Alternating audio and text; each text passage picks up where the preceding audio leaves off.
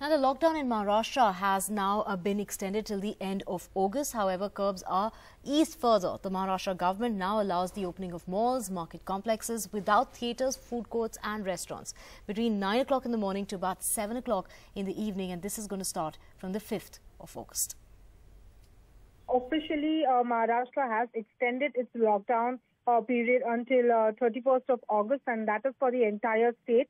However, under Mission Begin Again, where Maharashtra government is slowly opening up things in non-containment areas, here some of the relaxations are being given. So further relaxations, in fact, from August 5th, now malls and market complexes in Maharashtra will be open. Now remember, malls in Maharashtra were not allowed to open, even though Centre had permitted, but Maharashtra had not allowed malls to open. But now, from August 5th, malls and market complexes will be open, but there are certain rules for that, like they will be open from 9 a.m. to 7 p.m. only, and theatre and food malls inside will still remain closed. However, kitchens of the restaurants in these malls can provide the parcel food services through an aggregator. So that is some kind of a relaxation as far as malls and market complexes is concerned. And another big relaxation is that Maharashtra government has now allowed outdoor non-team sports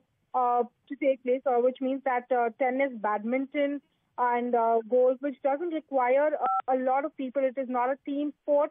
That will now be allowed again from August 5th. So these are the certain relaxations that Maharashtra government has allowed. But officially, yes, the lockdown has been extended till August 31st. And these relaxations are other than the other relaxations like 10% private offices, 15% of government offices will be allowed. They are still in place.